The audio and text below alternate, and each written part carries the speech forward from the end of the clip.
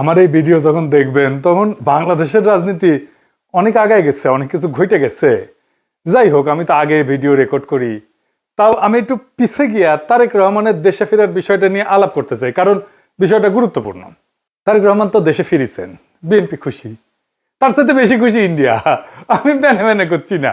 India today একটা বিশাল feature ছাপিছে, দেখেন কেন তারেক রহমানের দেশে ফেরা ইন্ডিয়ার জন্য খুশির খবর। তারাই লিখেছে, Khaleda জিয়া's son in Bangladesh after 17 years.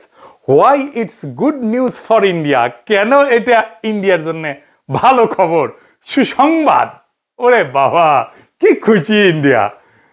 কিন্তু তারেক রহমানের দেশে ফিরে নিয়ে কি কি বার্তা আপনি পেলেন, সেটা আমরা মোটামুটি তিনটা দিক থেকে বিচার করব। এক নাম্বার, উনি কেমনে ফিরলেন, উনার ফেরার ঘটনায় কে কি রোল প্লে করলো। দুই নাম্বার হইতেছে উনি কি বললেন, কেমনে বললেন। তিন নাম্বার হইতেছে উনার ফেরার ঘটনা নিয়ে গণমানুষের মধ্যে কি প্রতিক্রিয়া, এবং বাঙ্গু এলিট এস্টাবলিশমেন্ট এবং আওয়ামী লীগের মধ্যে কি প্রতিক্রিয়া। এই তিনটা দিক থেকে দেখলে আপনি বুঝতে পারবেন তারেক রহমানের দেশে ফেরাটা বাংলাদেশের জন্য কি মিন করে, এটার অর্থটা কি। তার আগে ওই পায়েসের উপরে যেমন কিসমিস থাকে না, উনকার দুটা কিসমিস দিয়ে দিই পায়েসের উপরে। না দেখেনি বিএনপি কইছে তারা 300 ফিটে যে বর্জ্য তৈরি করেছে তাও প্রসারণ করে, মার্শাল্লাহ। এই যে দেখেন, তারপরে ছবিও দিছে আগে এবং পরে, ওরে বাবা। তারপরে বিএনপির পাঁচাচাটা এডিটর সাহেব, পাঁচাচাটা কওয়া যাবি না, সে কি আপনি চান না আমি মুখ খারাপ করি? আচ্ছা তাইলে ধরি পাঁচাটা হয়েছে, তবে হোগা চাটাটা কিন্তু খারাপ না। যাই হোক, আপনি পছন্দ করলেন না, আপনার একটা কথা রাখা লাগে। তো পাও চাটার একটা ছবি দেবেন না, তাই বলে ভালো হয়েছে, ভালো হয়েছে না? তো জুতার সাইজ কলে ভালো, মাশাআল্লাহ, অনেকে সেট পারবি, জায়গা আছে অনেক সামনে, ইনকে করে। তো তারেক রহমানের ইনকে একটা জুতা কিনে দিয়ে বিএনপি কইছে পরিষ্কার করিছে, আর পন্দের আলো কইতেছে আম্বা। ওরা ওই একই কথা। গণসংবর্ধনার পর 300 ফিট সড়কের বর্জ্য অপসারণ করলো ঢাকা উত্তর বিএনপি। তো আসেন না বিএনপির, ওটা তো ছবি দেখলেন, স্টিল ছবি, একটা ভিডিও দেখেন, বিএনপির কর্মীরা পরিষ্কার করছে, ভালো লাগবে না? দেখেন ২৬ তারিখ সকালে ৩০০ ফিট এলাকায় গিয়ে দেখা যায় জমে থাকা ময়লার স্তূপ পরিষ্কার করছেন ঢাকা উত্তর সিটি কর্পোরেশনের পরিচ্ছন্নতা কর্মীরা।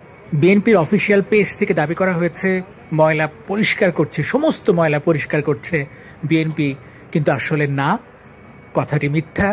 পুরো অংশের অধিকাংশ অর্থাৎ 90% বর্জ্য ময়লা পরিষ্কার করেছে ঢাকা উত্তর সিটি কর্পোরেশন। দেখেছেন কারা করিচ্ছে পরিষ্কার? 148 টন বর্জ্য পরিষ্কার করছে সিটি কর্পোরেশন। কেমন ধাপ্পা দেয় দেখেন। একটা জিনিস দেখবেন, আর একটা কিসমিস, পায়েসের উপরে কিসমিস। পায়েসের উপরে একটা কিসমিস দেওয়ার ছবি দেখার, এটা মিষ্টি দেখে এটা মনটা ভালো হবি। একটা জিনিস দেখেন, মিটিং শুরুর আগে স্টেজের সামনে বোতল ছুঁড়া T20 খেলিচ্ছে, দেখেছেন? কেউ থামাইতে পারতেছে না, পারলে নেতাদের মারে। বড় দল হয়ে করবে কি ওরা? নিজের দলে তো কোনো শৃঙ্খলা নাই, রাষ্ট্র চালাইবে, মিটিং সামলাইতে পারে না, তা আবার নিজের দলের মিটিং, তার নিজের দলের কর্মী তাদের। তো যাই হোক, আলোচনায় আসি। প্রথম পয়েন্ট, তারেক রহমান ফেরার ঘটনায় কে কি রোল প্লে করলো। তারেক রহমানের মূল সিকিউরিটি দিল কে, বলেন তো? কে দিল? এটাই হইতেছে কে কি রোল প্লে করলো। এটা একটা বিশাল বার্তা আছে বলে। সেনাবাহিনী, কোন স্পেশাল ফোর্স না, র্যাব না, পুলিশ না, এসএসএফ না, পুরা দস্তর সেনাবাহিনী। এই জায়গাটা খেয়াল করবেন। স্বরাষ্ট্র মন্ত্রণালয়ের নিরাপত্তা ব্রিফিং আপনি পাবেন সব জায়গায়, কয়া হয়েছে এটা সিভিল ফোর্স করবে, কোথাও সেনাবাহিনী মোতায়েন করা হবে বলা হয়নি। এটার দায়িত্ব ছিল ডিএমপির। দেখেন ডিএমপির ব্রিফিং দেখেন, 2000 পুলিশ সদস্য মোতায়েন থাকার কথা ছিল। পুলিশ দেখেছেন অল্প কিছু দেখতে পারেন, দেখেন নাই, মূলত চারিদিকে ঝাঁকে ঝাঁকে আর্মি। দেখেন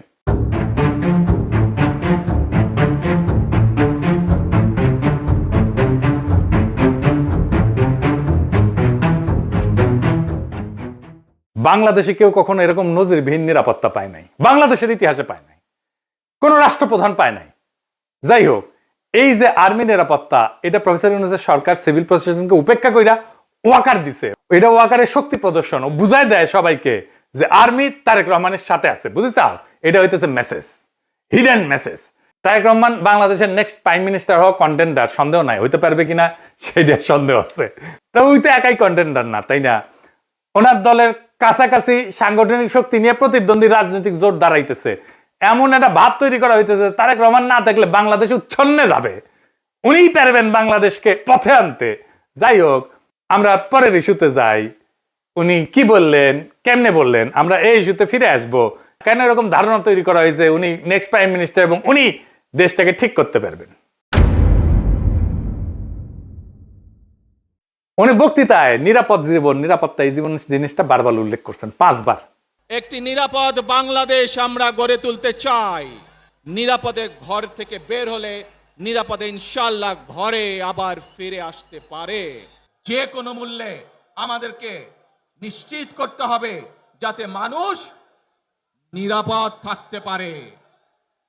শিশু হোক, নারী হোক, পুরুষ হোক, যে কোনো বয়স, যে কোনো শ্রেণী, যে কোনো পেশা, যে কোনো ধর্মের মানুষ যেন নিরাপদ থাকে, এই হোক আমাদের চাওয়া। আজকে বিগত 15 বছর স্বৈরাচারের বিরুদ্ধে শত শত হাজারো গুম খুনের শিকার হয়েছে শুধু রাজনৈতিক দলের সদস্য নয়, নিরীহ মানুষের প্রতিবাদ করতে গিয়ে অত্যাচার নির্যাতনের শিকার হয়েছে, জীবন দিয়েছে। আবারও সকলকে যে কোনো মূল্যে দেশে শান্তি শৃঙ্খলা রক্ষার আহ্বান জানিয়ে যে কোনো বিশৃঙ্খলাকে পরিহার করে ধৈর্যের সাথে মোকাবেলা করার আহ্বান জানিয়ে আমার বক্তব্য শেষ করছি।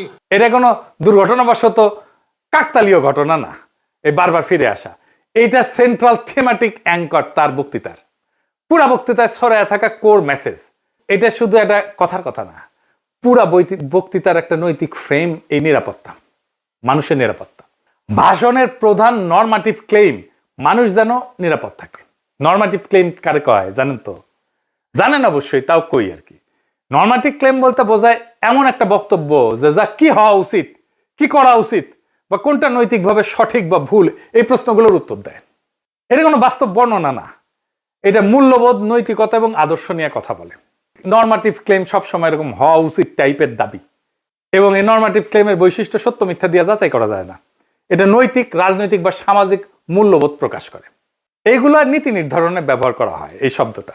উচিত, দরকার, ন্যায়সঙ্গত, অন্যায়, ভালো, মন্দ, এগুলো হইতেছে নরমাটিভ ক্লেম। যেমন ধরেন, আমি যদি বলি রাষ্ট্রের দায়িত্ব নাগরিকদের নিরাপত্তা নিশ্চিত করা, এটা নরমাটিভ ক্লেম, বুঝলাও? তারপরে ধরেন গুম খুনের বিচার হওয়া উচিত, এটা নরমাটিভ ক্লেম। সব মানুষের সমান অধিকার থাকা দরকার, এটা নরমাটিভ ক্লেম। কি হওয়া উচিত এটা বলতেছে। আবার দেখেন, এই নিরাপত্তা ইস্যুটাই আওয়ামী লেসপেন্সার নবনীতা কথাটাকে দইরা পারলে তারেক রহমান জিন্দাবাদ দেওয়া সিক্কুর দেওয়া ওঠে। দেখে যাও এত আরাম পেয়েছে কেন এই কথায়, পার বাকশালীরা কেন ফাল পারিচ্ছে জানেন? পরে আসিচ্ছি, সব একসাথে নিয়ে এইটা যখন এপিসোড যখন শেষ করবো তখন এটার উত্তরটা পাবেন। এই নিরাপত্তা কথাটা কেন নবনীতার এত পছন্দ, আওয়ামী লীগের এত পছন্দ, সেটা একটু বুঝে দেখে আসেন। এই নিরাপত্তা কথাটাই নবনীতার নেত্রীরা বাঁচাবে, আওয়ামী পান্ডাদের বাঁচাবে। এই নিরাপত্তা কথাটাই আর্মির দুর্বৃত্ত জেনারেলদের বাঁচাবে। উনি গুমের কথা বলছেন, কিন্তু কে করছে, কারা করছে সেটা বলেন নাই। তাদের বিচারের কথা বলেন নাই, 2024-এর শহীদের কথা বলেন নাই, এমনকি আবু সাইদ মুগ্ধর কথা বলেন নাই। উনি নিরাপত্তা সবার উপরে রাখছেন, শহীদদের উপরে রাখছেন। উনি হাসিনাকে ফ্যাসিস্ট পর্যন্ত বলেন নাই, স্বৈরাচার বলছেন। বিগত 15 বছর স্বৈরাচারের বিরুদ্ধে শত শত হাজারো গুম খুনের শিকার হয়েছে শুধু রাজনৈতিক দলের সদস্য নয়, নিরীহ মানুষের প্রতিবাদ করতে গিয়ে অত্যাচার নির্যাতনের শিকার হয়েছে, জীবন দিয়েছে। আমাদের সমাজের প্রথম রাজনৈতিক কর্তব্যটা কি এখন? দুইটা জিনিস তো। একটা হাসিনার অপরাধের বিচার, হাসিনার প্রশাসনের অপরাধের বিচার। নাম্বার 2 রাষ্ট্রের সংস্কার, তাই তো? আর তো কিছু না। কিন্তু উনি দুইটার কোনোটাও টাচ করলেন না। উনি নিরাপত্তা, মানুষের নিরাপদ জীবন দিয়ে ন্যায় বিচার, সংস্কার সবকিছু উড়াই দিলেন। তো তাইলে এই ভাষণ আমাদেরকে কোথায় নিয়ে যাচ্ছে? আমাদের এখন একটা সোজা প্রশ্ন তুলতে হবে যে রাজনৈতিক ভাষণের নিরাপত্তা যখন প্রধান ফ্রেম হয়ে ওঠে তখন ন্যায় বিচার কোথায় যায়, সংস্কার কোথায় যায়? এই প্রশ্নটা বুঝতে হইলে আগে একটা পার্থক্য বুঝতে হবে। আসেন সেটা বুঝে দেখি। ন্যায় বিচার ফ্রেম ন্যায় বিচারের প্রশ্ন তোলে, কে অপরাধ করছে, কার দায়, কার শাস্তি, কি শাস্তি, কোন আদালতে, এইগুলো কেন্দ্রে থাকে, মানে অ্যাকাউন্টেবিলিটি। আর নিরাপত্তা ফ্রেমে এটাতে কি থাকে? এইদিকে লেখেন, মানুষ যেন ভয় না পায়, সংঘাত না হোক, আর কোনো ঝামেলা না হোক, স্থিতিশীলতা আসুক, সবাই নিরাপদ থাকুক, এটার কেন্দ্রে থাকে স্ট্যাবিলিটি। এই তারেক রহমানের বক্তৃতায় নিরাপত্তা ফ্রেমটা ন্যায় বিচার ফ্রেমের উপরে বসানো হয়েছে, সবার উপরে। কিভাবে? গুম খুন বলা হয়েছে, কিন্তু বলা হয়নি কে করছে, কোন বাহিনী করছে, কিভাবে বিচার হবে, কিন্তু বলা হচ্ছে যে কোনো মূল্যে যেন মানুষ নিরাপদ থাকে। এই এক লাইনে যেটা ঘটে যায় সেটা অতীতের সমস্ত অপরাধ ভবিষ্যতে স্থিতিশীলতা দিয়ে ঢাইকা দেওয়া হয়। বিচারের বদলে স্ট্যাবিলিটি, জাস্টিসের বদলে শান্তি, এটাই জাস্টিস, ন্যায় বিচার, বিচারকে ডিনাই করার কৌশল। বিচার সংস্কার এটা যদি কেন্দ্রীয় কথা হইতো, তাইলে বিচার, দায়, ট্রাইব্যুনাল, সংস্কার এগুলোই মূল বক্তব্যের বিষয় হতো, বারে বারে আসতো। কিন্তু এখানে আসছে মানুষ যেন নিরাপদ থাকে, মানে ন্যায় বিচার পরে, নিরাপত্তা আগে। নিরাপদ থাকবে কেমনে? যে অপরাধগুলো হয়েছে সেটার বিচার না হলে নিরাপত্তা কোত্থেকে আসবে? এটা ইচ্ছা করে করছে? হ্যাঁ, ইচ্ছা করে করছে। ন্যায় বিচার বললে ওয়াকার ডরাইবে, ন্যায় বিচার বললে পুলিশের দুর্বৃত্ত পুলিশ অফিসাররা ডরাইবে, ন্যায় বিচার বললে হাসিনা ডরাইবে, আওয়ামী লীগ ডরাইবে। এই নিরাপত্তা ফ্রেমের ভেতরে কি আছে জানেন? এই নিরাপত্তা ফ্রেমের মধ্যে লুকায় আছে আওয়ামী লীগের দায় মুক্তি। কোন আইন করে ক্ষমা না, কিন্তু বিচার না হওয়া। আইন করে ক্ষমা করবে না, কিন্তু বিচারই করবে না। কারণ গুম খুন আছে, দায়ী তো কেউ নাই, কে করছে সেটা তো বলে নাই। বিচারের রোডম্যাপ নাই, নির্বাচনের রোডম্যাপ নিয়ে পাগলা হয়ে গেছিল, বিচারের কোনো রোডম্যাপ নাই। যত সময় যাবে অপরাধগুলো ঝুলে যাবে না? এই কারণেই তরুণেরা, তরুণদের রাজনৈতিক দল এনসিপি বিএনপির সাথে নাই। কারণ তরুণরা তো জানতে চাইবে কে করলো, কেন করলো, শাস্তি কি। নিরাপত্তার ফ্রেম তারেক রহমানের এই উত্তর দেবে না। বিএনপি আর তার বুদ্ধিজীবীরা বুঝতেই পারতেছে না, ন্যায় বিচারকে পিছাই দিলে ভবিষ্যতের বড় রাজনৈতিক সংকট তৈরি হয়। মানুষ যখন বিচারহীনতা দেখবে নিজের হাতে আইন তুলে নেবে। আর শেষ বিচারে তো বিচারহীনতা কোনো ইনসাফ না। যে রাজনৈতিক দল ন্যায় বিচারকে স্থিতিশীলতার নামে পিছায় দেয়, সে একদিন স্থিতিশীলতাকেই হারায় ফেলবে। আর একটা বিষয় হইতেছে, উনি বক্তা হিসেবে ভালো না, মানে নো অফেন্স, উনি বক্তা হিসেবে ভালো না। উদ্দীপনামূলক বক্তব্য উনি দিতে পারেন না। এমন একটা বিশাল অডিয়েন্স পেলে শেখ মুজিব তো ফাটায় ফেলতো। আমাদের এনসিপির নেতারা ভালো বক্তব্য দেয়, হাদিও ভালো বক্তব্য দিত। এই বক্তব্যটা অনেক মানুষ অনেক দিন ধরে মনে রাখবে না। এই বক্তব্য অনেক দিন অনেক মানুষ মিলে শুনবে, এটা হবে না। এইবার আসেন দেখি ওনার ফেরার ঘটনা নিয়ে গণমানুষের মধ্যে প্রতিক্রিয়া কি। আমরা তো আগে বুঝলাম এই সমাবেশ কোনো বড় উদ্দীপনা জাগাইতে পারে নাই মানুষের মধ্যে, কিন্তু মিডিয়া যা হাইপ তুলছে তা বিস্ময়কর। এমন তেলাইতেছে, তারে মার্টিন লুথার কিং বানাই দিছে। এমন তেলাইতেছে তারেক রহমানকে যে তারেক রহমান ভবিষ্যতে প্রধানমন্ত্রী কইয়া পরিচয় করাইতেছে। এটা দেখা খুবই বিরক্তিকর। মিডিয়া হাইপ তুলছিল 2004 সালে ভারতীয় লোকসভা নির্বাচনে, ইন্ডিয়া শাইনিং কইয়া বিজেপি নির্বাচনে নামছিল, গোহারা হারিছে। হিলারি ক্লিন্টনকেও মিডিয়া একদম হাইপ তুলছিল 2016 সালে, গোহারা হারিছে ট্রাম্পের কাছে। ব্রেক্সিটেও প্রেডিকশন ছিল ব্রিটেন ইউরোপিয়ান ইউনিয়নে থাকবে, থাকে না। এটা মিডিয়ার প্রেডিকশন ছিল। মিডিয়া ফ্রেম করতেছে তারেক রহমানকে ভবিষ্যতে প্রাইম মিনিস্টার হিসেবে, এটা হবে বিএনপির জন্য ডিজাস্টার। ঐতিহাসিকভাবে প্রমাণিত যে জনগণ মিডিয়ার ভুল বা বায়াস প্রেডিকশনকে কেবল ভুল হিসাবে পাঠ করে না, তারা এটাকে ম্যানিপুলেশনের চেষ্টা হিসেবে বোঝে। 2016 সালের নির্বাচনের পরে পিউ রিসার্চ সেন্টার ধারাবাহিক জরিপ করছিল, এখানে বলতেছিল যে মিডিয়া ট্রাস্ট কনজারভেটিভদের মধ্যে এইটা ইতিহাসের সবচেয়ে নিচে নামে আসছে। মিডিয়ার ট্রাস্ট, মিডিয়ার বিশ্বাস। এবং অনেক তথ্যদাতা সরাসরি বলছে যে মিডিয়া আমাদেরকে বলার চেষ্টা করছে যেটা হবে, এবং তারা ভুল বলছে। এটাকে এজেন্ডা সেটিং হিসেবে মানুষ দেখে, মিডিয়া কভারেজ হিসেবে দেখে না। ফুকুয়েটারে বলছিল যখন জ্ঞান বর্ণনা না করে মিডিয়া নির্দেশ দিতে চায় জনগণকে, তখন তা ক্ষমতায় রূপ নেয়। তারা তারেক রহমানের ক্ষমতা তৈরি করতেছে, মিডিয়া ক্ষমতা, ভার্চুয়াল ক্ষমতা তৈরি করতেছে। আর হান্না আন্ড্রেড বলছিল যে এমন ক্ষমতা জনগণ নীরবে সহ্য করে না, সে প্রত্যাখ্যান করে। তাই বহু নির্বাচনে আমরা দেখি জনগণ ব্যালট ব্যবহার করে কেবল কোন প্রার্থীর বিরুদ্ধে না, ভবিষ্যতে আগেই লিখে রাখা মিডিয়া ন্যারেটিভের বিরুদ্ধে প্রতিশোধ নেয়। বাংলাদেশের জনগণ এই যে তারেক রহমান আগামীর প্রধানমন্ত্রী, এই মিডিয়া ন্যারেটিভের বিরুদ্ধে প্রতিশোধ নেবে, লিখে রাখতে পারেন আজকের কথা। তারপরে ধরেন পাবলিকের যা হয়রানি হয়েছে দেখেন একটু।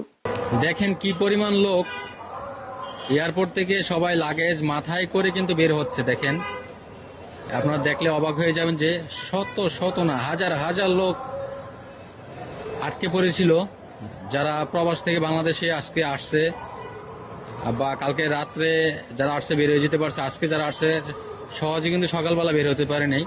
এখন তারেক রহমান সাহেব বের হয়ে গেছে, সবাইকে বের হওয়ার ব্যবস্থা করছে এবং সবাই বের হয়ে যাচ্ছে। আর একটা হয়রানি দেখেন পাবলিক কি করছে।